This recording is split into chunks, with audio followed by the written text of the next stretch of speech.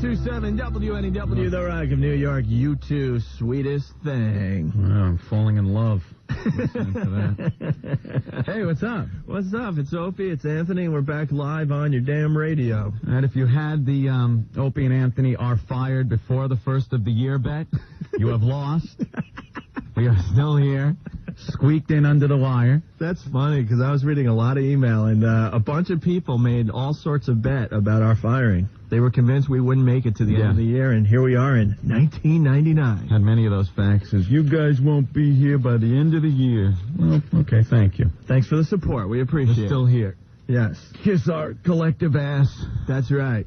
All right, man. I feel very rested. Are you? Well, yeah, you had a nice little away vacation thing. Yeah, You did something away. I went to Florida for a while. Got away. It was so funny to be in Florida. Yeah. Florida was the only part in the entire country that had nice weather. I lucked out for one. You did. Everything else was frozen and raining and snow. Yeah, because I'm watching the news down there. It's just ice storms here and blizzards here. And it's terrible. But you know what? What? In the end, I got it handed to me, though. What? I had to fly back in that rain yesterday morning. Pretty nasty. Oh, worst plane flight ever. Ever. You don't fly very well anyway. To begin with, no, I don't. But we're heading toward the airport, and it's a bit bumpy. Right. And I was thinking about you laughing because the pilot gets on the intercom, all calm and collective, and said, "We're going to be in a holding pattern for the next 30 minutes." Yeah, we're going to hold this course for a little while, a little stacked up because of the weather, a little buffeting. Please keep your seatbelt fastened. Meanwhile, you're bouncing off the wall. It was horrendous. Yeah, it was like being on a roller coaster for a half hour with some serious bumps. It was horrible. Any woofage out of the upstairs? Well, we're gonna get to that point. I didn't woof. Oh, you did? Sandy woofed. Sandy? Oh, no. Sandy woofed. So, no. So we're in the holding pattern for about 20 minutes, and they finally said, "Good news, we're going to be heading toward the airport now. Sorry for the bumpy ride, blah, blah, blah." We get about 10, 15 miles closer, and we get in another holding pattern. This holding pattern was brutal. I thought we were getting shot at. I thought the plane was getting shot at. Any aircraft from Newark. Oh, yeah, and the plane is banking and dropping and lifting back up. It was horrendous. And the pilot comes on for the second time and completely apologizes for the bumpy ride, saying there's nothing we can do. We're in the middle of the storm. Can't go higher, can't go lower. Everybody's stacked up. We just got to hold on tight. He says hold on tight, and let's deal with it, okay? I want to hear. Was it like a William Shatner Twilight Zone? Yeah. There's a man on the wing. The man on the wing. So we deal with that holding pattern for another 20 minutes. The pilot comes on for the third time, not exaggerating. You could tell by his voice that he was having a tough time not puking himself. Get out in the of here. cockpit. He just sounded horrible. Maybe I was a little busy. So Sandy's sitting right next to me. She all of a sudden looks at me and goes, "Get the bag." What, the overhead? What, the luggage? What bag? No, at this point, I knew she needed a few. So when someone says, "Get the bag," and you're in the middle of a flight like this, I was like a retarded kid trying to, reach for a block. I couldn't find the damn bag fast enough. I'm panicking, you know? And it's like it's coming up. Oh, yeah, so I hand it to her, and she fills up the bag. It gets to the point where here's this cute, innocent girl. Little Sandy fills the bag. Puking. People are turning around because now the smell is just everywhere. Starts off that chain reaction. Right. Sometimes, yeah, one whiff of that. But in all fairness to her, she wasn't the only one that puked because they made an announcement when we landed. If you did puke on her descent, please seal the bags real tight and put it under your seat. So we were in the last row. And I was just counting bags as I was exiting the aircraft, and I was up to 12 as I left the airplane. Just put it in the aisle and step on it. Yeah, clean that up. All right. So then I get off the plane. The story doesn't end there. You know how it was raining yesterday morning. It was horrendous. A little bit of rain, yeah. So I assumed someone was picking me up at the airport. Oh. There's a little miscommunication among my family members. So I'm sitting in Newark going, all right, it's obvious that I got to figure out how to get home from here. So then we had to jump on a bus to Penn Station, then jump on a train, then a cab. So the whole relaxing thing from the vacation was spent when you got back. Yeah, pretty much. So I got to warn people that I'm still feeling a little nauseous from the flight yesterday. Yeah, he was a pain in the ass to drive in. Of course, I had to drive in today. we did the carpool thing, but it was, dude, I had the trip with the plane and the woozy. I'm nauseous. So I drove. So he goes, all right, I'll drive. Shut up. And meanwhile, with the way I drive, it made him even more nauseous. Right. I'm like road rage city. So here we are. We're back and we're live and we didn't get fired. Maybe next week. The Rock of New York, 102.7 WNEW, Stone Temple Pilots and Plush. Just waiting for the song to end. Hold on here. Sorry about that. There it is. Okay. It's Opie and Anthony back live on your radio after spending about a week and a half trying to get our S together. Yeah. So, I had Christmas up in Massachusetts. Had to make the drive again. You had? Do I live down here? Do I live in New York? Well, rumor has it you have a place on Long Island. Yeah, I had to go up to the mother-in-law's house again for Christmas. Well, our family does Christmas Eve, right? So I did that, and then Christmas Day is spent up in Massachusetts. So that leaves Christmas morning to drive. That's got to be a hell ride because I know what your family's all about. They like to partay. Oh yeah. So when they're doing Christmas Eve, there's a lot of partying going on. A lot of drinking beer, yeah, I did that. Some wine, sure. And then I have to get up bright and early because we have to not only go see Jen's mom, to go up there, but haul all of our crap, still wrapped, up to Jen's mom's house so we can unwrap each other's presents in front of Jen's mom. So not only do I have to bring, like, the presents for Jen's mom and Auntie Marg and everyone else from up there. But wouldn't that be good enough that you're... Oh, no! Opening presents from them and... No. I have to take all my stuff that Jen got me, all Jen's stuff that I got her, load it into the truck, and drive it all up to unwrap it, load it back in with everything else that we got up there from other people, and drive it back. Oh, that's cute. So all our gifts have, like, mileage on it.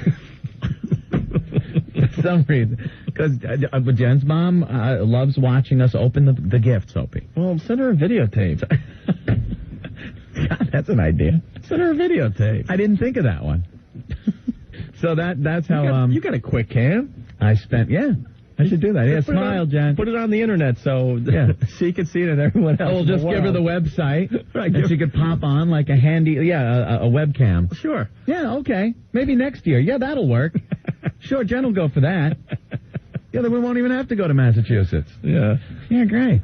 Yeah, and then had a good New Year's Eve.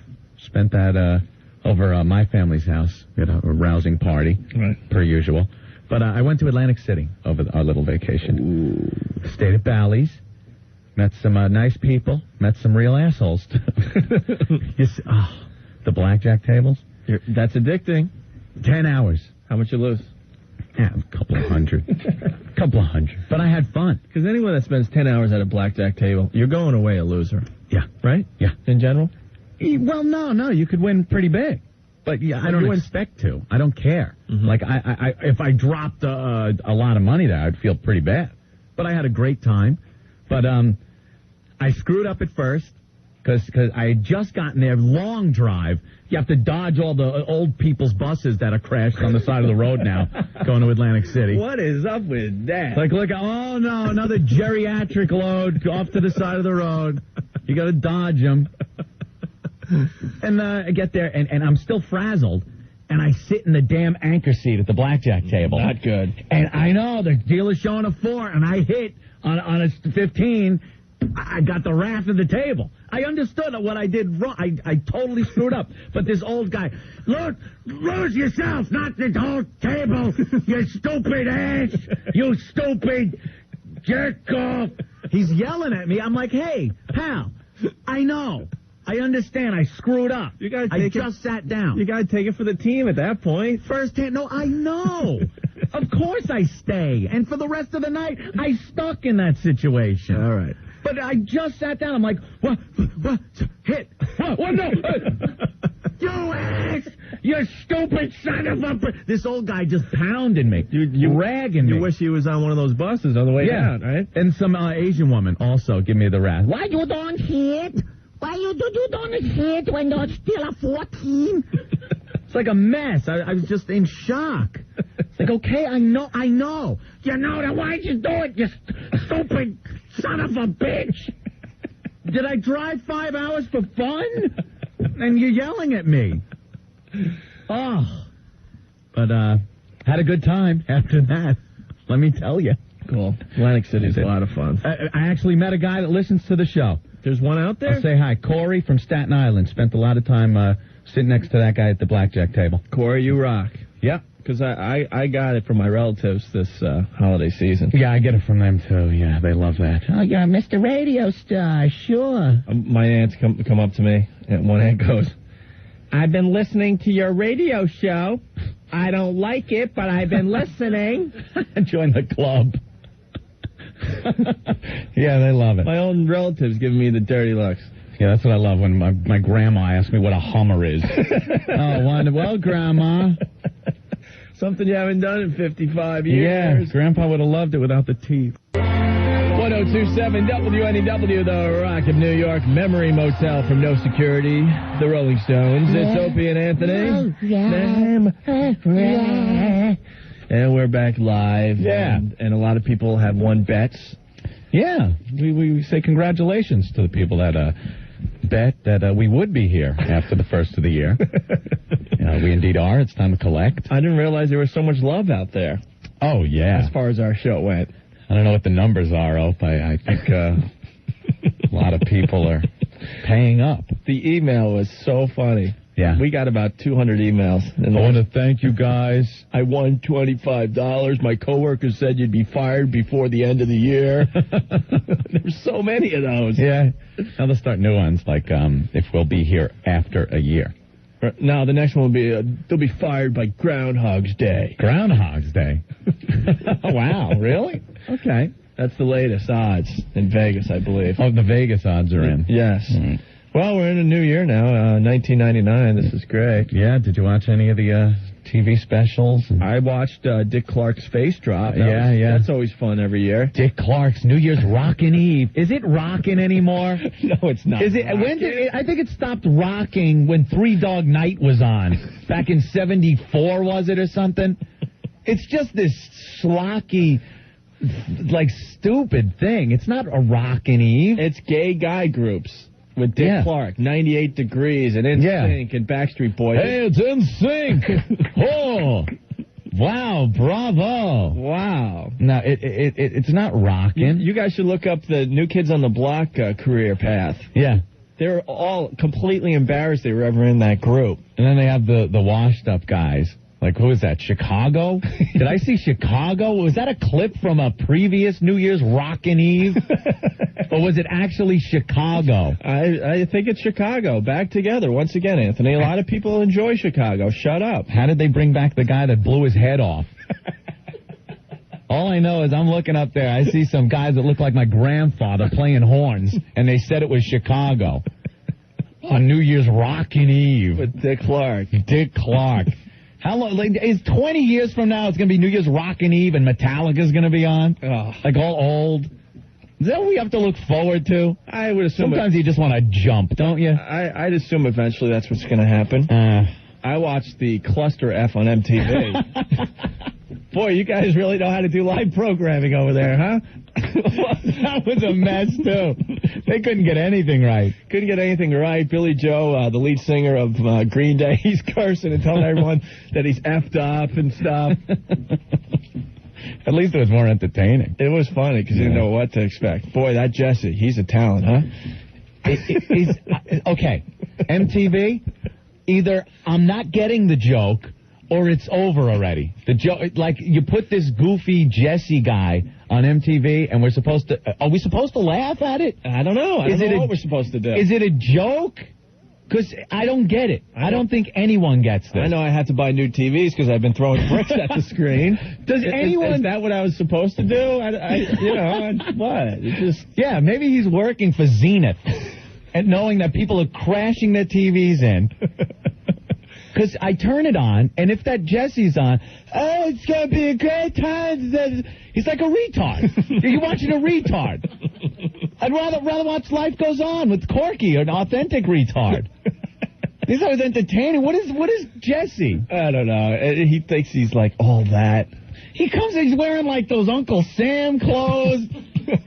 He's weighs 90 pounds. He's incoherent. You can't even understand a word he's saying. He's retarded.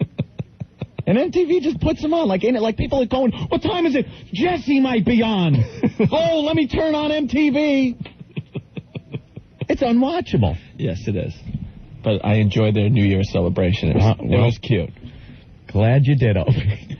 And Jennifer Love Hewitt was on. I can't watch that. No? Her and Carson Daly. Yeah. What's that all about? It was obvious, though, Jennifer Love Hewitt made a bad mistake doing that for MTV. Yeah. You could just tell looking at her like, oh, what did I get myself into? Yeah, she sort of had that look like Cyndi Lauper had when she did WrestleMania. Like, ooh, my career was kind of going good. What happened? What am I doing? What am I, insane? Oh, my God. I went to singing Time After Time, and now I'm hanging out with Lou Albano. Lou. What? I didn't even see the fork in the road. There should have been a sign or something. I took the wrong turn. She had that look, yeah. Yeah, she did. All right, on the way, the Black Crowes. The Rock of New York, 1027 WNEW, the latest from the Black Crowes from By Your Side, kicking my heart around. Don't forget, this coming Wednesday at 10 p.m., NEW has the exclusive broadcast of the Black Crowes as they premiere their new album live from Atlanta. That's very cool. Also, don't forget that we have your tickets to their intimate show on January 11th. Listen to WNEW for your tickets. Those tickets will go on sale tomorrow at 7 p.m. at the Bowery Ballroom. Only 2 ticket max per person. Ooh. It's Opie and Anthony. Hey, man. And we're live. We spent a little time away from each other and from... We're back. NEW. Yeah. Need a little rescue. Little breather. Little room. So we want to welcome everyone to the year 1999. Mm-hmm. And getting a bunch of calls about the top 99 albums of all time that we did in some scrambled mess order. When did we do that? New Year's Eve? Top 99 albums? Top 99 albums, Opie, yes. And if you're looking for a copy of the list of albums, I would suggest that you get a life. Well, Opie, they could find it on the website. Oh, yeah, that's what we're supposed to tell people. Let me look. Let me see where it is. Here comes the sarcasm. Right. Here. Okay, I got it. All right, you got the list? I got the whole list right here, 99. All right. Are they in any particular order? Well, if they aren't in any type of order, why are they numbered? Oh, so we got the top albums here. I don't know. They seem to be numbered. All right. Number 86, Elvis Costello, Armed Forces. Now, that was such a hot album, I would figure it would be a little higher than that. Well, how high would you think it was? What number would you put that at? I would have went with 56 on that one. If you went with 56, what are we going to do with Rush Moving Pictures? Wow. Where would we put that? Wait a minute. Moving Pictures should be top 20. Top 20, okay. Let's see. Like what? 18? 18? Yeah. No can do, Opie. 18 puts the Who Tommy is in the 18 spot. Tommy? Yeah, that belongs there, I guess. All right, what's go. the top 5? The top 5? I'll tell you what I think the number 1 album should have been. Okay. And tell me if I'm right. All right, what do you think? Led Zeppelin, Zoso. No, Opie, no. No, what was number 1? It's Pink Floyd's Dark Side of the Moon. Oh, okay. Number 2 was the Beatles' Sgt. Pepper's. That's a good call. Number 3, the Who, Quadrophenia. Quadrophenia, why not Who's Next? Because it says Quadrophenia. Number 4, the Beatles rounded out the top 5 with 2 entries. Abbey Road. All right. And number 5, Led Zeppelin 4, Opie. Otherwise known as Zoso. Right. Oh, very cute. Any other surprises on that cute little list? Oh, Opie, it's chock full of surprises. I mean, look at this. 25, Van Morrison, Moondance. Who knew? Who could have called that one? Wow. Okay. I'd have put that a little further up the list. I would have put that at 200. 36, Pearl Jam 10, huh? There you go. Number 36. Mm-hmm. Sure, that should go over Meatloaf, Bat Out of Hell. Sure. So if you want the list, go to our website, I guess. If you're tired of pornography, I guess. You really have nothing to do on the computer. Check out the top 99 of 99. Okay.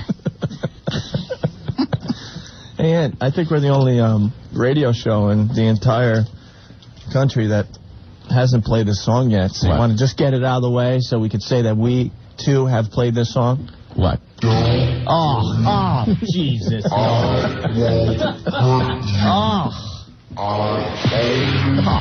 Come on. Yeah. Boy, we didn't get too much of this, did we? Hey, Happy New Year. Boy, what a surprise. First song of the new year right after Old Lang Syne. Yeah. All right. Brand new year. Right after you had that awkward kiss with someone in the room at your party. Yeah, come on, everyone. We're going to party like it's 1999. Oh. How many times? I have heard this song. What day are we up to? The 4th? I've heard this song 2,000 times already. Isn't that terrible that you brought that up, that you got to kiss the people in the room? Well, like give them a handshake, and that was just fine. But the girls in the room or the old women, you got to go around like... You got to kiss everyone, and there's so many people you don't want to kiss or touch. And they're like, Happy New Year. Give me a kiss. Happy New Year. Happy New Year. Well, let me put this CD to the side. And as your relatives get fatter, as they get older, it's terrible because you don't know if you're touching back or ass. You know, like you put your arms around their big, wide... It's like, ew, is that a panty line? I think I'm in the ass territory now. Of your aunt? I crossed the back like a Mason-Dixon line, and now I'm in the Deep South. Well, you don't know because some of your relatives over the years have gained some weight, so you go to give them a hug, and you think it's back, and then you move your hand up, and it's like... Oh, that's panty line. So I was on ass. How about this one? You're kissing what you think is your aunt, and you feel mustache, and now you're like, oh, my God, am I, like, tonguing my uncle? Have I had that much to drink? Well, I'm Italian. I don't know about girls growing mustaches as they get older. No, never see that. No, my family, no. Well, let me put the Prince 1999 song to the side here. Opie, please. Because I'm sure we're going to need to play this a lot during the year here. So let me put it over here and make sure. Through the year, yeah. You know, I'm going to put it right here and make sure. A safe place. Right here so nothing happens to it. So I see you got that, Prince 1999. Just putting it right to the side here. Make sure, nothing happens.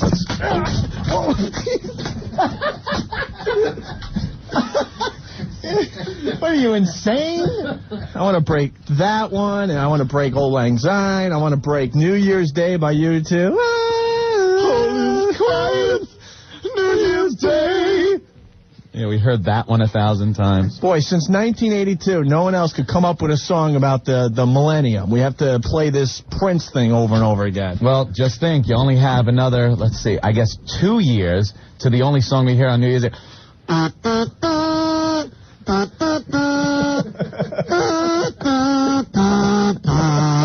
2001. Everybody. And Puff Daddy will.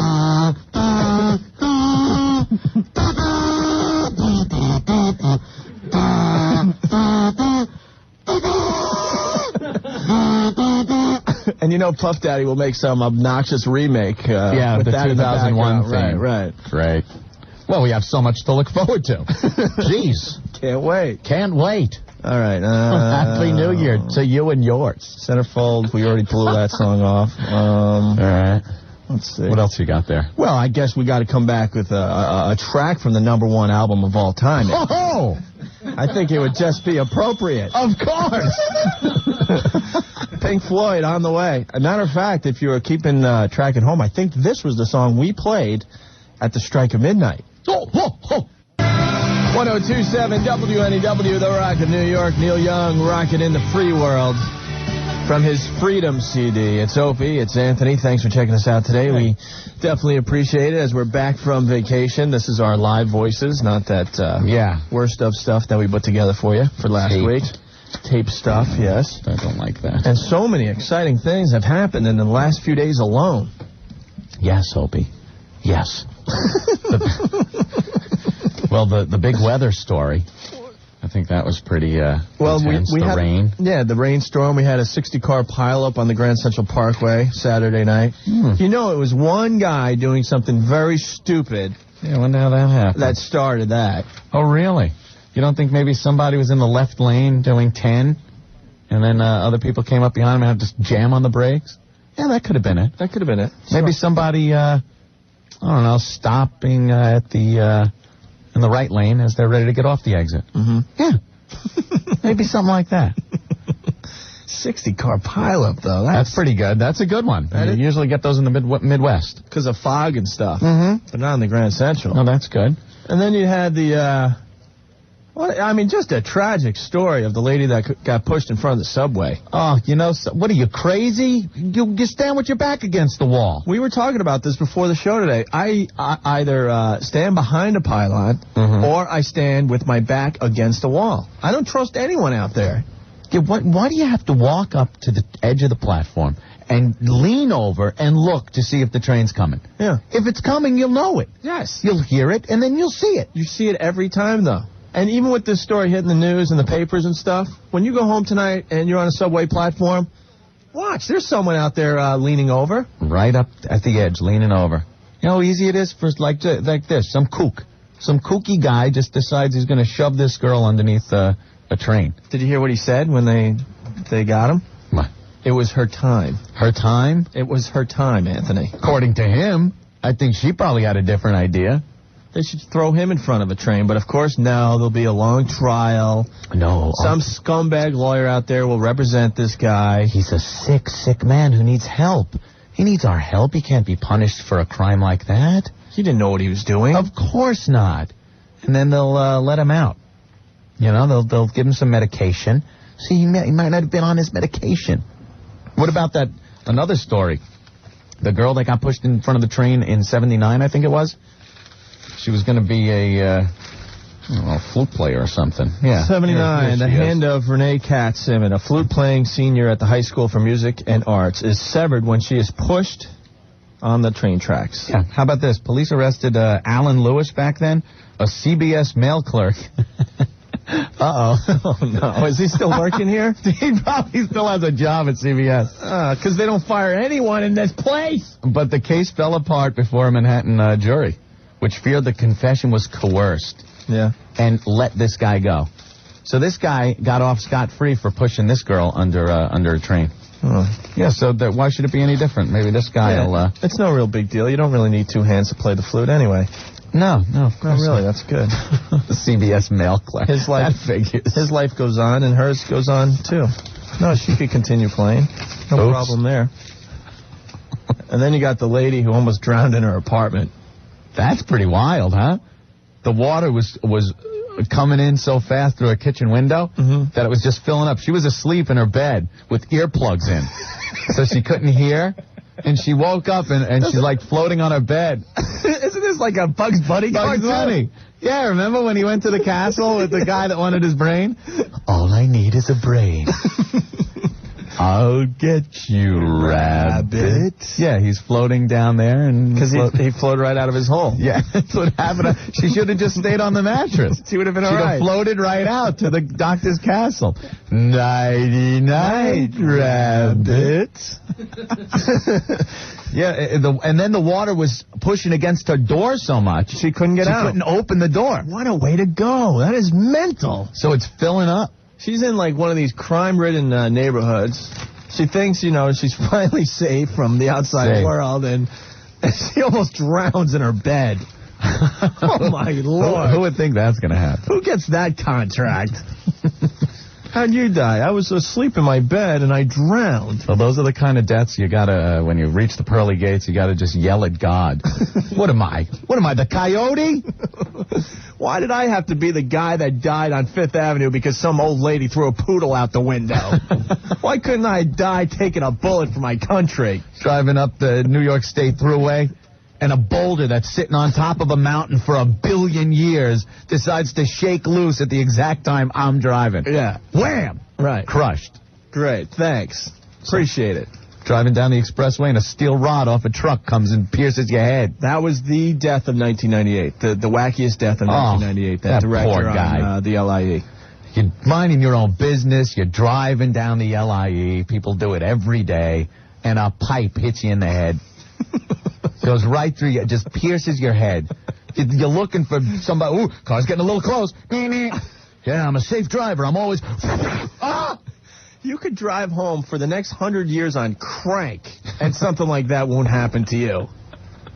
You know what I mean? Yeah.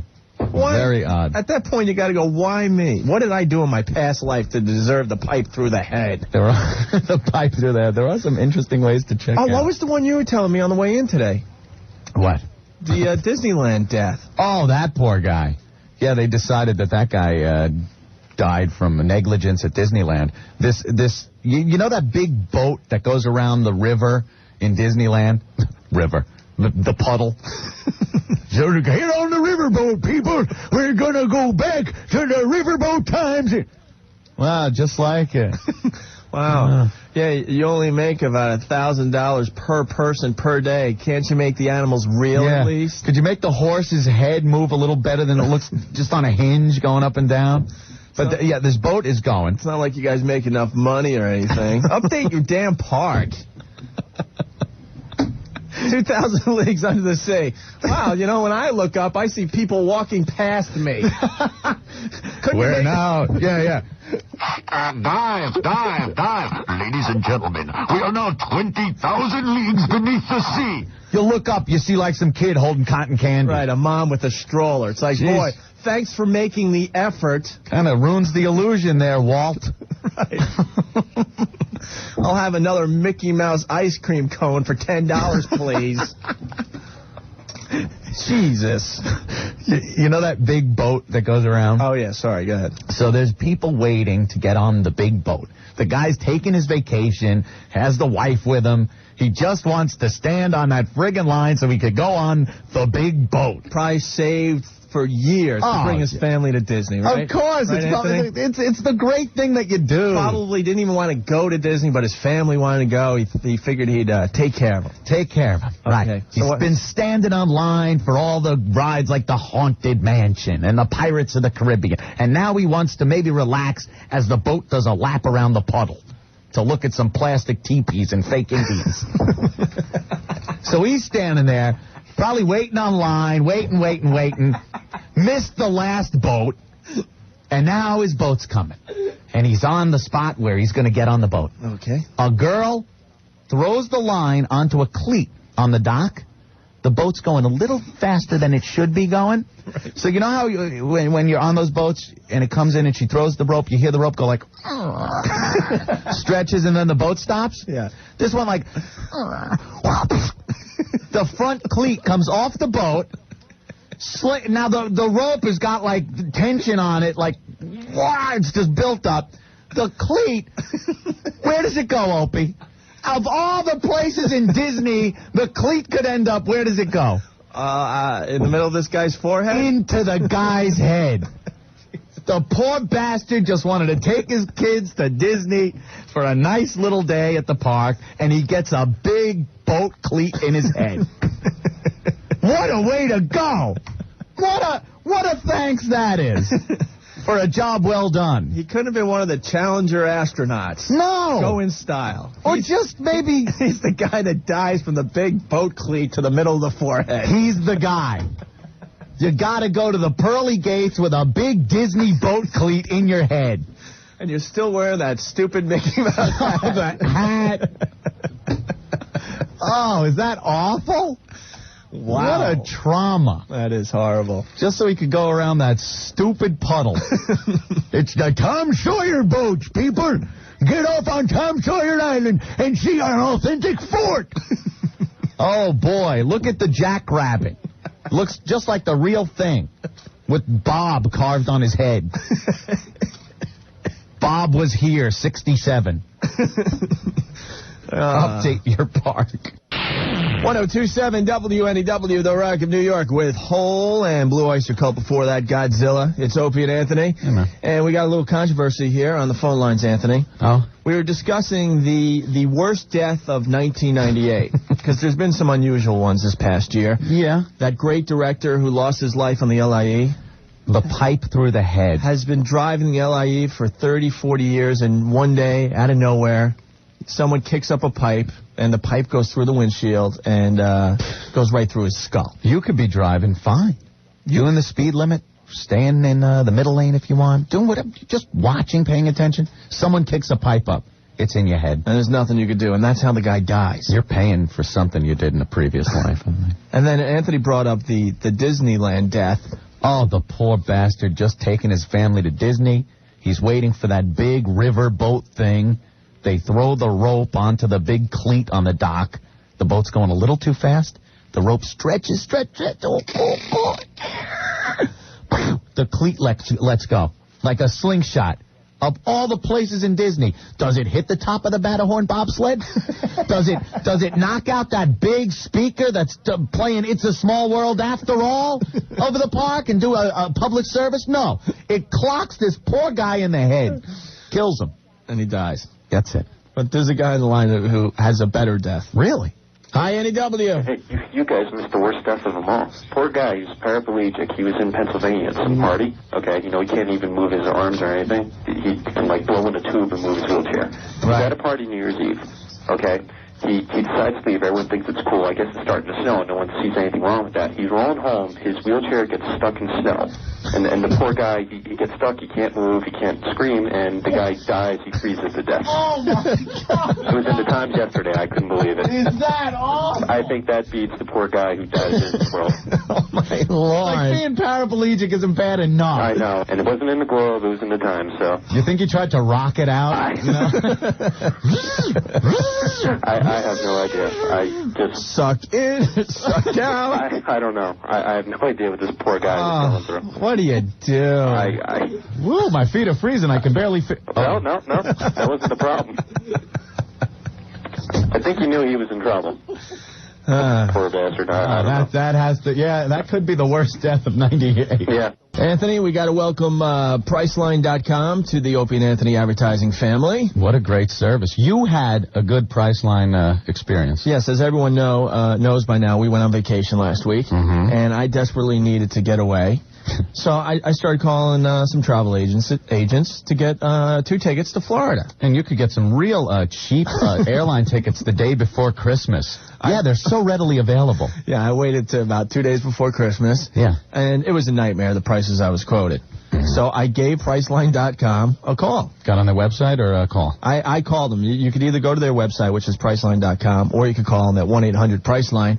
And I swear to you, they didn't know who I was. I saved $350 on 2 tickets. $350. $350 just by doing what I would do with a travel agent. There you go. Call them and telling them I want to fly to Florida in these days. What can you do for me? That's all I did.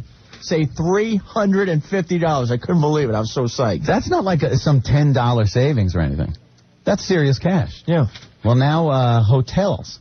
They do the same thing for hotels.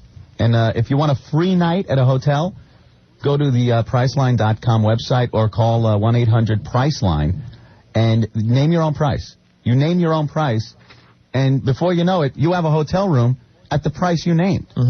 And if you call them now, you get a free night. What do you mean you get a free night? You get a free night. That's what they're saying. If you use their service, you get a free night. That's right. Name your own price, name brand hotel room, and you get the first night free. Wow. You can't lose. Come on.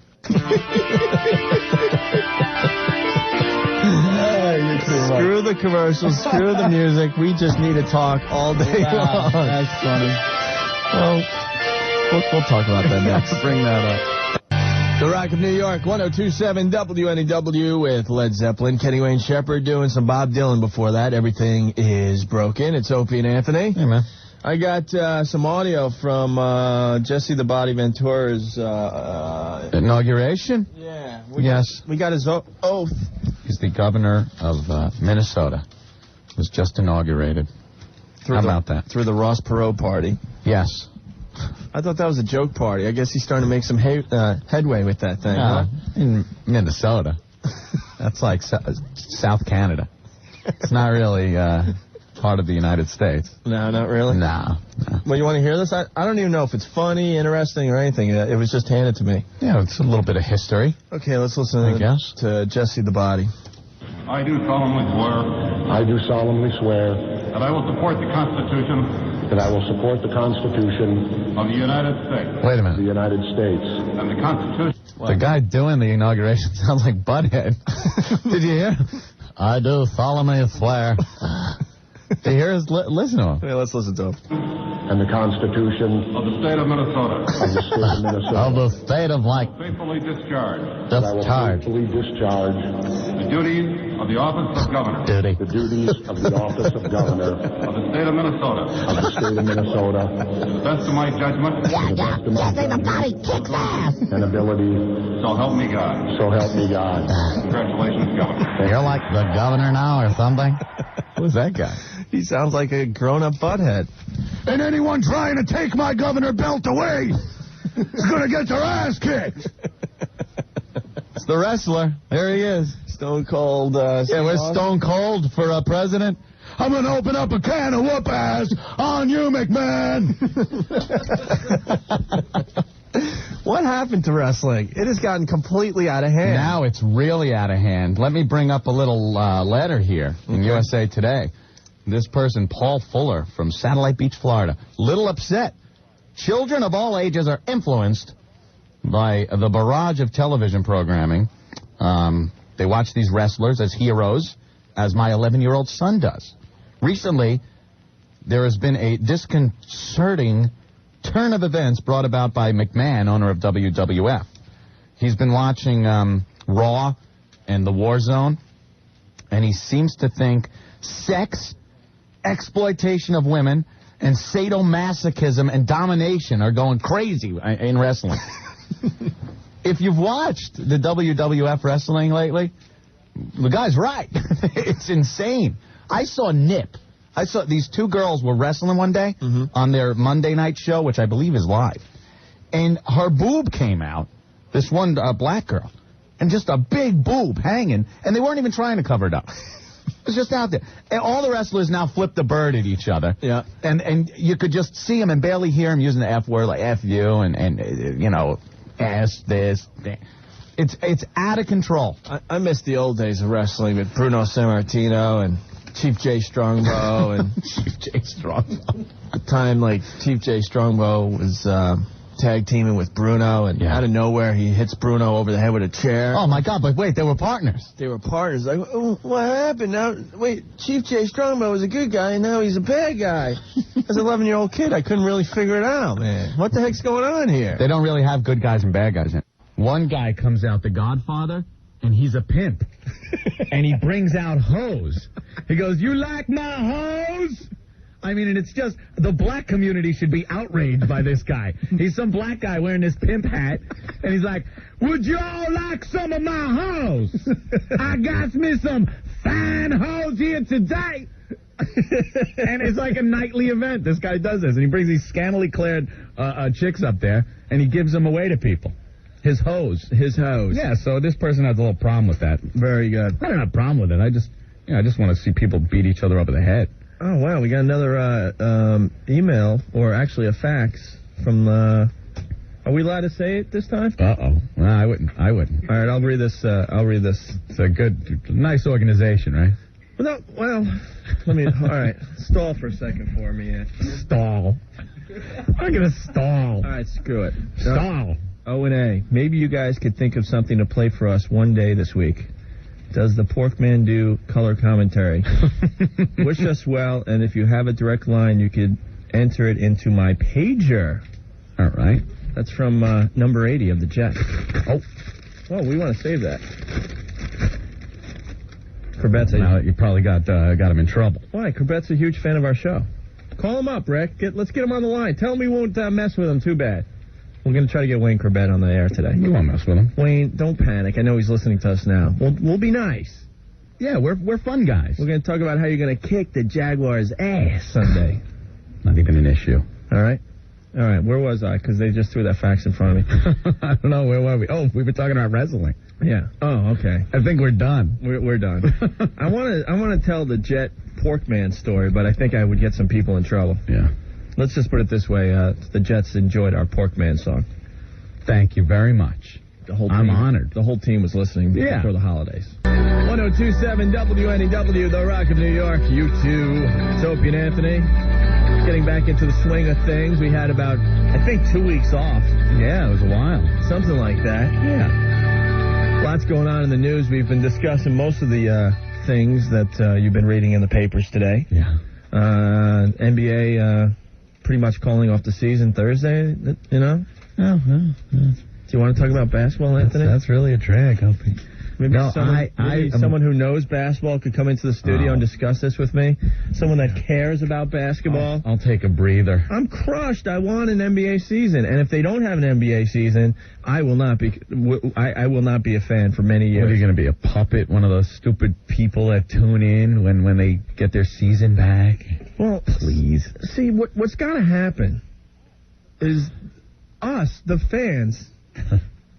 We rally the troops. We gotta rally the troops. Get them together. But it doesn't happen because there's always someone out there. As soon as the season comes back, they go rushing to the Garden. Ruin it or for the everybody. Stadium. Yeah. They ruin it for everyone. That's it. We got to show the players and the owners we mean business. But every time this happens, we go running back. You're rallying the troops. Do you realize in 1994, as we all know, they canceled the World Series? Yeah. Now, 4 years later, everyone has forgotten it. Woo! Mark McGwire! Woo! Yeah, that's all it takes. So when they cancel the NBA season Thursday, most likely, a lot of people think they're going to figure something out at the last minute. Mm-hmm.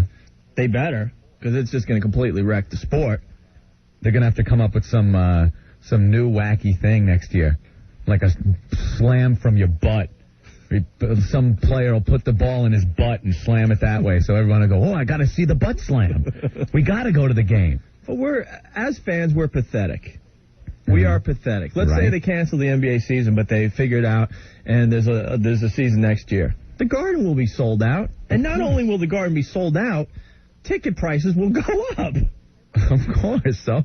And we just sit there like a bunch of lemmings and go, okay, they're playing again. Let's go back and watch them. It amazes me how we think in this country. Well, you stay away and make your point. No, I will stay away. And for the first time in 4 years, I'll admit I was starting to get into baseball. But I still have a bitter taste in my mouth over baseball. And if the season is canceled with the basketball, I cannot be a fan anymore. Cannot. Wow. They're millionaires arguing over money. Yeah. Yeah, we can really relate. Yeah, and us, the fans, can relate to that. As they raise our prices again next year. Yeah, because that's all will happen. The owners aren't going to have to go into their pocket. No. Just raise the prices. They'll figure something out. So we got that pending this week. Well, Opie, it could be worse. Huh. You could be Jerry Quarry. This is a very tragic story. Tragic. Jerry Quarry died, 53 years old. Yeah. The human punching bag. He was a boxer. Back in the 60s and 70s. I think we all know who Jerry Quarry is, right? Not everybody. Really? Might have to. I grew up watching him get beat up. I mean, know. Yeah, he was the white guy that used to just get pummeled. The white guy that would get his nose broken every time and bleed to death. He would bleed like crazy. Didn't Allie have a line, something like, Jerry Quarry will get cut at the weigh-in? Yeah. Like he couldn't even make it through a weigh-in without getting cut. Jerry Quarry will get cut at the weigh-in. Jerry. And yeah, he used to get cut on his eyebrows and stuff and get head butted and just blood pouring out. Yeah. And he wound up getting dementia pugilistica. Opie. That sounds like something I don't want. That is severe brain damage caused by repeated blows to the head. Ow. Look what Clinton has to look forward to. Sorry. I got that dementia pugilistica. Sorry, that was like a slow-pitch softball coming right at me. I had to hit that one over the fence. Yeah, by the age of 50, the pounding he'd taken in the ring turned him into a confused, childlike man. Well, they did a special on Jerry Quarry a couple of years back, and they showed what his life consisted of. Yeah. Where his grown brothers and sisters had to take care of him. He acted like he was 8 years old. Oh.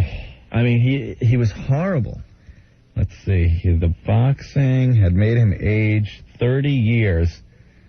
And he was in the third stage dementia, similar to Alzheimer's. And know what's sad? Oh. He had this in the early 90s.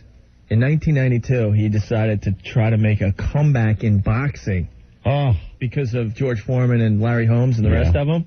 He got the S kicked out of him by like a club fighter. Oof. But his family and friends allowed him to get in the ring one last time in 1992. Well, very proud of them. So, there you have it, Jerry Corey. Bye-bye. Bye-bye, Jerry. Godspeed, Jerry. Dead at 53. Godspeed to you. Jerry Corey. Oh, bye-bye. I was thinking of that line from, what cartoon was it? The Flintstones. The Flintstones. I am Rock Quarry.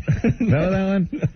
I'm Rock Quarry. You might remember me from my movie, The Dancing Playboy.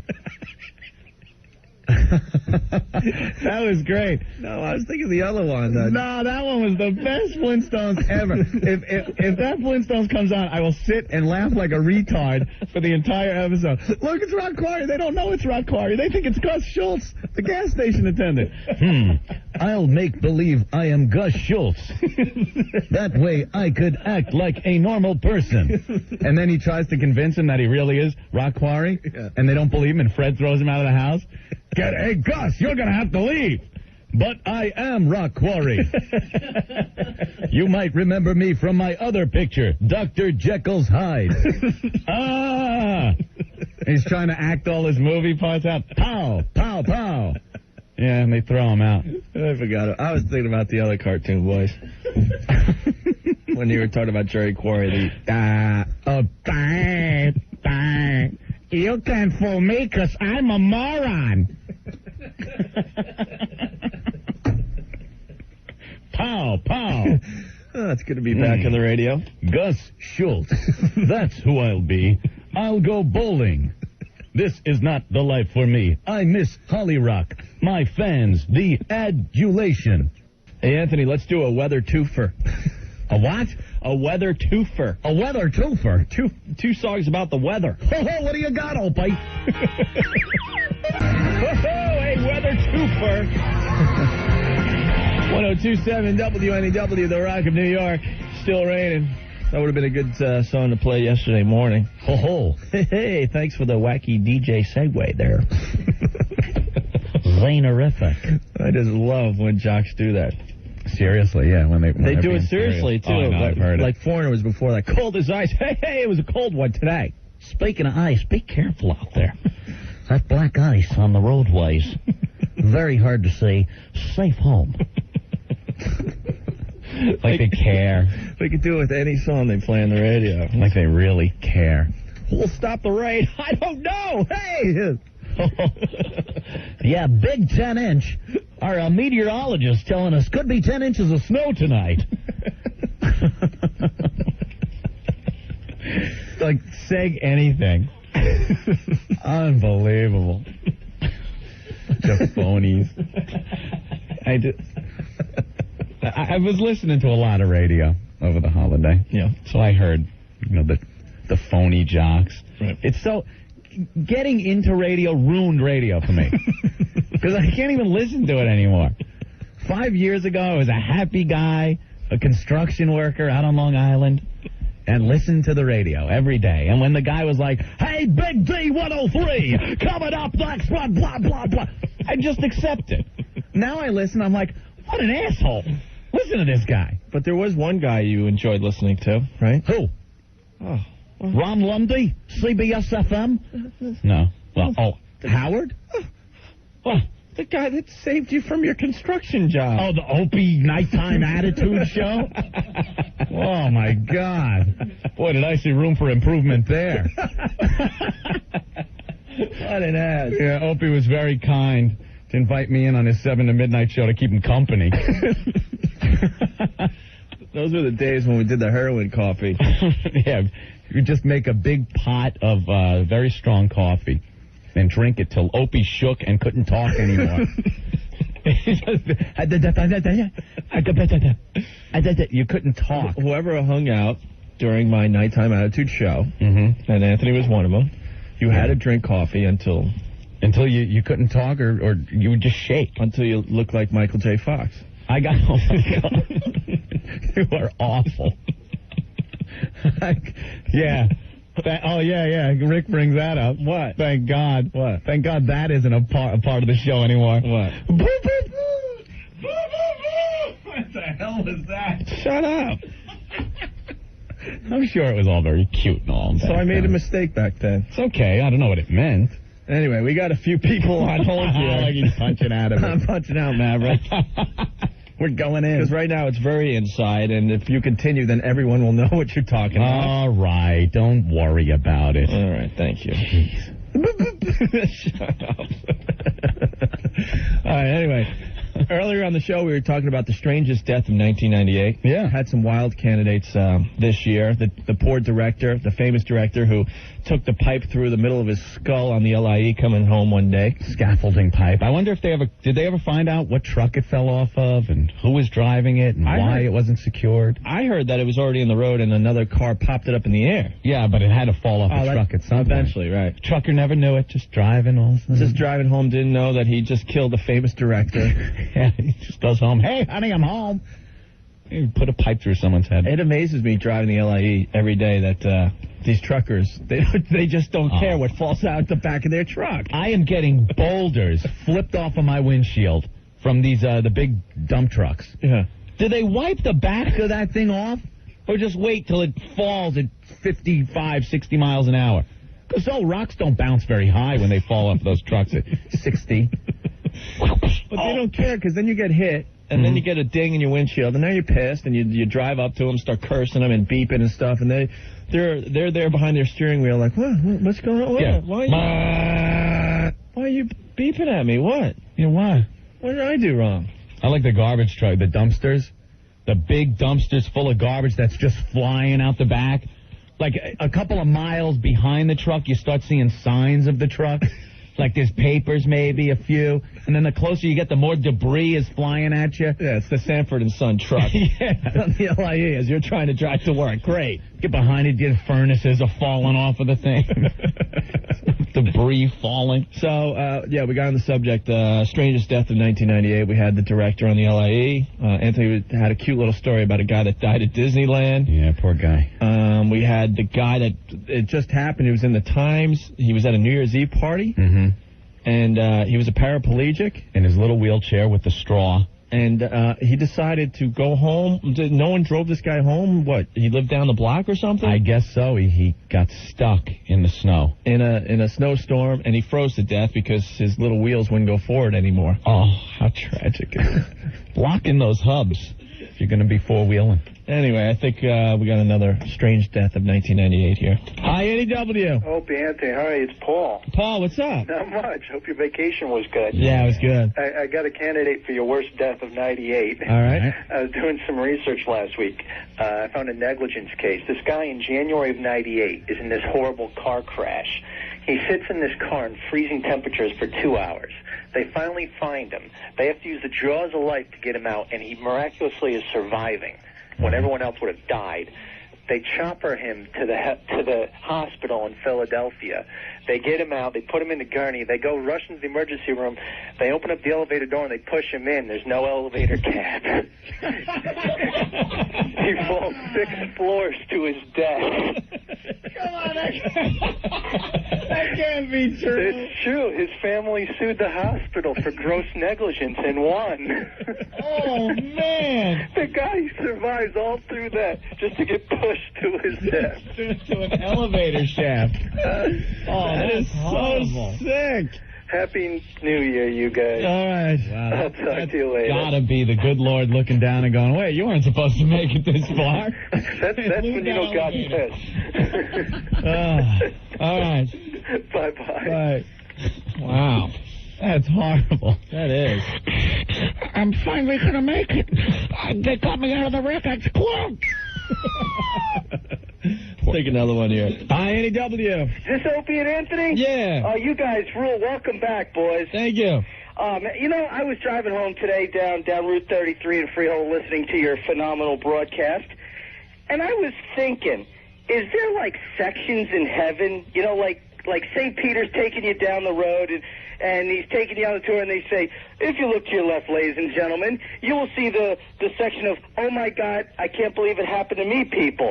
And everyone snickers and laughs. Hey, look at the lady whose roof fell in on her Times Square. Remember that lady with a brick came through her window and killed her? Crane, the giant crane. Yeah, that's what it was. You know, you got to wonder sometimes. Yeah, absolutely. There's, you know. What about, hey, there's the guy that was minding his own business driving on the road, and a manhole cover popped up and went through his windshield. You know, the good Lord has to have a wicked sense of humor. Of course he does. You know, he's got to be he's like looking at the angels going, oh, guys, watch this. Shazam, and there goes a pipe through the windshield. Someone's head. Yeah, I mean, you guys kill me. You know, you almost caused me to become a statistic driver. Cool, man. The Rock of New York, 102.7 WNEW. George Thorogood. It's Opie and Anthony. Hey, man. Thanks for hanging with us. Yes. We really appreciate it. Fresh back from our little vacation. Yes. Feel very good. Very well rested. Yes. You know what I saw over the vacation, Opie? Huh. I saw The Dentist. You saw The Dentist? On HBO. No, I was telling you about The Dentist before we went on vacation. Now, I saw The Dentist 2. It's the sequel. Well, it's pretty much like The Dentist 1. With Corbin Burnson. Now, is that one of the sickest things you've ever seen in your life? I had to watch it with... I was holding my mouth as I'm watching it. Yeah. He yanks that girl's teeth out with the pliers. You saw that scene? Oh. I am telling you. He's if you got HBO... dentist. And you haven't checked out The Dentist yet, you got to. You got to. Oh, it was on real late at night, like 2 in the morning. Yeah. And I kind of woke up and was watching it. Oh, my God. I haven't seen the whole movie yet. I watched it at like 10, 15-minute intervals because it is just so sick. You start grabbing your mouth. Yeah, they have very close-up shots of dental drills just hacking teeth away. Yeah. Did you see the part where he drills the teeth sideways? Yeah, he's just chipping away at them. He's drilling holes in... The first one where he drills the hole in and then takes the hook. Yeah. You know, the hook? Mm-hmm. And then sticks it in there. Oh, it was painful to watch. He's a psychopath, and then, like, the doorbell or something will ring, or, you know, someone's coming and he'll wash the blood off his face and make believe everything's cool. Hey, how you doing? Right. He put a hammer in some guy's back. It was just sick. Did you see the scene with the lady where he puts the Marilyn Manson apparatus in the lady's mouth and keeps it's wide open? Yeah, that's when she's taped to the chair. And then he takes the pliers because she told on him or something, and he thought... Yeah, he wanted to get information from her. Right. He wanted to know what she knew about his past. Yeah. And every time she said she didn't know, he's like, you're lying. And he takes the pliers and yank one of her front teeth out. And they show the close-up of him just yanking the teeth out. Yeah. Her screaming bloody murder. And then you see the blood, out. spurting out. Did you see earlier in the movie where he sets up his little practice? He had a bad time in L.A. and got in a lot of trouble for hacking people. So he goes to this small town, and you know that... who is it? Ron Howard's brother? Yeah. The ugly Ron Howard. From Gentle Ben. From Gentle Ben. And the other kid, he's also the little kid that was on Star Trek. Here, Captain Kirk, drink Tranya. Welcome to my ship, Captain Kirk. What have you done with that? Don't get me started. Okay. But him, grown up and bald and ugly. And he takes the Novocaine needle, and he's putting it in, and the guy, pissed him off and said, hey, aren't you from Los Angeles? Something. He jabs the Novocaine needle right down to the needle part, through the guy's mouth. He's like, and then later on he's stuck in his neck. Just a sicko movie. You show it to the children before they got to go to the dentist. Yeah. It's a cute little trick you play on them. Well, they won't eat any candy. No, if you eat candy, you have to go to the dentist. And here's what the dentist is like. Fun movie. But if you're scanning the channels and you see this movie come on, you got to watch it for at least 10 or 15 minutes, just for one of these episodes. It's a goof. And Corbin Burnson plays a good psycho. Oh, he certainly does. What happened to his damn career? Gone. L.A. Law, now it's gone. Now he's the dentist, drilling teeth sideways. That's fun. All right, if you got something for this mess, fax line is 212-957-WNEW. Your Italian mother. He cursed? Yeah. You screwed up her bit, dude. You cursed. Yeah, you can't curse. Yeah. Well, now we got him off the... All right, you're back on. Oh, okay. Yeah, don't curse now. Now no one knows what we were talking about. Oh, man. Crazy man. We were talking about how cartoon babes made us hot. Yeah, they did. They gave you like a little Woody. Like little kitty Woody. And Marg Rock from the Flintstones. And Marvel Rock, yeah. Marvel Rock, what was it, Marble Rock? Marg Rock. Marg Rock. Marg Rock? Everyone knows that. Yeah. You know what was even hotter on the Flintstones was when Fred was dreaming that Pebbles ran off with Arnold the Paperboy and got married, and he was looking for the little church. The little church. Yeah, and Pebbles was grown up. She was a hottie then. Yeah, that was like, for a kid, that was my girlfriend. Yeah. Pebbles! Pebbles, don't marry him! The paper boy. Hey, Mr. Flintstone. Throw the paper at his head.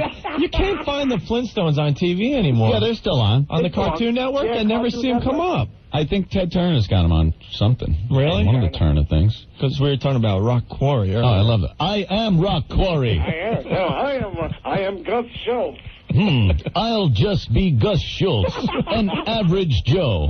And then they tried to throw him out. Yeah. Because he wouldn't believe it. And then Fred was laughing. Gus, you're a scream. And then he goes, but I am Rock Quarry. And took a swing at Fred. And Fred's like, Gus, you're going to have to leave. And they threw him out.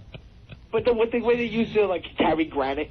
Yeah, Gary Granite. Yeah. Gary Granite. What else did they use? They used a lot. Well, I think we've dwelled on this a little too long. Yes, we have. All right, man, we got to go. All right, guys. Bye. I'll talk to you in a month. Bye-bye. Cool. Another cartoon addict. I know, but that whole break didn't make any sense because we had to, like, pop out because he cursed. Dump out. That's right. 1027 WNEW, The Rock in New York. Bruce Springsteen, She's the One before that whole mess with the phone call. We apologize for that. I was looking at New York One. They got the top 5 movies from the weekend. All right. I haven't seen... Oh, actually, I did see The Prince of Egypt. How was it? It's stupid. Who's going to believe that? So unbelievable. How were the special effects? Oh, it was just silly. Cartoon, come on. I know. You've Got Mail was hot this weekend. I liked that movie when it was called Sleepless in Seattle myself. True. Are they really tricking anyone with that movie? No. I haven't seen it, but the previews and stuff, it's Sleepless in Seattle.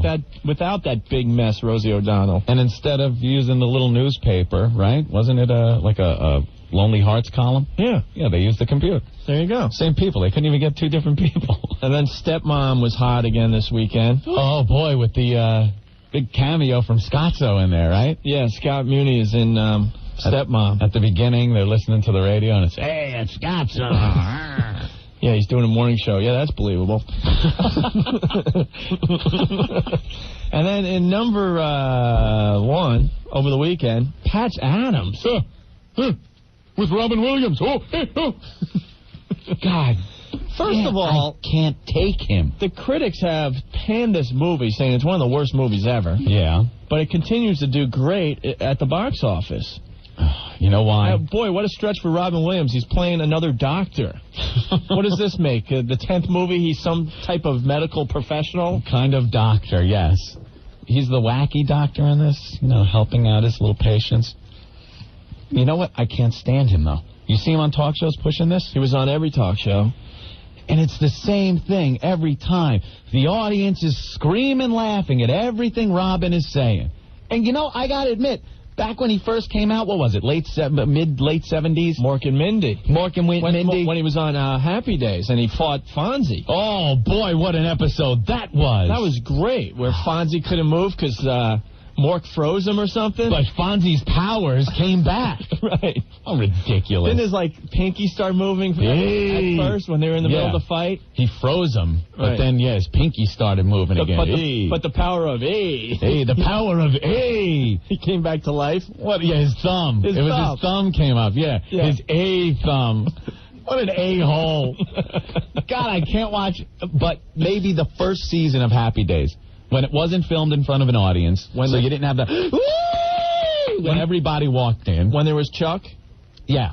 Chuck was still there. When he just disappeared and then no one asked any questions? Yeah. There was no Chachi, no this one, no. It was just the guys, and they would do things that was 50s oriented. Yeah. After a while, it's what's leather Tuscadero and the Suedes dancing and what is that? They all had the dry look from Gillette, the 70s dudes. And then it's the 50s. And then all of a sudden you get to see Jenny Piccolo and you realize that she's a pig. She's a pig. Jenny Piccolo. All those years I was dreaming, thinking Jenny Piccolo is Joni's really hot lesbian friend, and then she finally shows up and it's like, ah! Ridiculous. The Fonz with his thumb. But we were talking about Robin Williams. Oh, yeah. So that's when Robin Williams was funny, is what you're saying. That's when I got roped in, too. You'd see him do his stand-up act, maybe, or see him on talk shows, and he's going off on every little prop. He picks something up. Hey, look, it's a doorknob, and you turn it into and everyone's rolling. Robin, did you see what the doorknob bit? And I'm laughing, and then finally, what the hell am I laughing at? He's not saying anything. Yeah, next time you see Robin Williams on a talk show, really take a close listen to what he's saying. Hear what he's saying. Oh, it's nothing. He picks up the coffee cup. Well, thank you. I'll drink this. I'm drinking coffee. And my son, he drinks too. He comes up to me and says, Daddy, I got the cup. Oh, and it's so funny. And the audience is rolling laughing. I want to smack him. He's not saying anything. He's not saying anything funny. I was in Manhattan the other day in New York, crossing the street. I walked across the street. All right, and you cross the street. Big sign, side of road. Walk, don't walk. What do I do? I don't know. Should I walk? Like, well, what is... Yeah, what? What are you saying? What are you trying to say? I'm a father now. my young son comes up to me and says, Dada! Oh, God, that's fun. Hey, my kid does that too, and that ain't funny, right? Robin's improvising again. He's brilliant. Oh, he's improvising. There he goes. He's off stream of consciousness. Oh, look at me. Look, I'm standing. Now I'm sitting. I'm standing again. Wait a minute, what's he doing? He gets on Letterman and he has to run all over the stage. Let me run. I'm going to run. I'm going to go up to the back. Hey, look, Dave, I'm up here. Hey, I'm up here now. This is hysterical. Funny stuff. Right. Well, what are you doing? And I got roped in years ago. I would sit there in a room full of people laughing, going, "Oh, God, this guy is great. He's not saying anything." Richard Pryor, you get the MRFers and stuff, and it was funny. Yeah. Eddie Murphy, hysterical. Right. And then Robin. Oh, look. You ever see a dirty window? You spray Windex and wipe it. It's clean again. Yeah, that's washing windows. What? And everyone's laughing. He's talking about washing windows. Oh. And he still does the same thing. And people are in the audience. Oh, they're laughing their asses off. Right. At Robin. Very good. Oh. The other thing about Robin Williams, doesn't he do like the beard when he's doing the serious roles? Yes, you will notice. Robin Williams in the serious role will always have a beard. And the comedy roles, he shaves. That's what I do. So I have to work. I shave, and I'm funny. Look at me. Look, I'm shaving. Yeah. Look, I shaved. Now I have a beard. I'm a serious actor. Look at how I'm shaving. Oh. It's not funny. You making fun of it is pretty funny, though. Not funny. All right. God's sake. Where are we? I don't know. Where are we in this mess of a radio show? Pile up. All right. Can you tell we're excited to be back from our long vacation? We're on vacation, but then we came back. We're away. Now we're here again. 1027 WNEW, the Rock of New York, Eve 6, Inside Out. Midnight Oil before that. It's Opie and Anthony, just about out the door. First day back from a long vacation. Yes. Joe, Brooklyn. Yeah. Saw Patch Adams, without a doubt. Oh, Patch Adams and Titanic. Without a doubt, the two worst movies ever made. Saw them both. Welcome back. Yeah, we're talking about Patch Adams. Didn't like it. I think we pretty much covered everything on our list today. Oh, yeah. Talked about the lady getting rescued from her apartment. Yeah. Fun, cute little story. Talked about the 60-car pileup on the Grand Central. Probably caused by some jerk-off, right? Talked about all the Blue Dots dying, going to Atlantic City. Yeah. Yeah, we covered just about everything. We smashed our only copy of Prince's 1999. God, where am I going to hear it again? Boy, you think that song is going to become #1 sometime this year, Anthony? Somebody wrote us an email and said, just be thankful you're not going to be alive and DJs in the year 2525. Here we go. It's the Rockin' Eve. It's New Year's Rockin' Eve again. Dick Clark, year 2525. In the year 2525. Dick Clark, if he's still alive in 20... what is it, 2525 or 2025? Yes. What's the... What? 2525. Oh, never mind. That's quite a while away. All right. I don't think the world's oldest teenager, I don't think that is holding up anymore. No. Because now he's just looking like a grandpa. Well, you know, that Dick Clark Rockin' Eve is just... We were talking about this earlier. It's getting completely ridiculous. They should spice it up, because every year we tune in and we watch his face drop. I'm sure the Lawrence Welk New Year's Eve was hip at some point. Right. When but I mean the New Year's Rockin' Eve maybe in the early 70s was rockin'. They should have made it interesting with Dick Clark and make him pull his pants down and watch his balls drop. Look at Dick Clark. He's got some quick clacks in his Wow. Looks like melting Turkish taffy, doesn't it? How old is he now? 70? Well, that's the ball I really want to see drop. Wow. Well, that's harsh. I guess we digressed a little bit here, Anthony. Well, yeah, late in the program. Yeah, okay. All right, well. We'll pick it up by tomorrow. Tuesday Night Hummer Club meets tomorrow. We haven't talked about that in like 2 or 3 weeks because we've been gone on Tuesday. So, guys, get your girls to listen to the program so you can approach them tomorrow night. Yes. And you will know what each other is talking about. And if you don't know what the Tuesday Night Hummer Club is all about, make sure you listen tomorrow at 3, okay? Mm-hmm. That should hold you bastards for a while. Thanks for listening.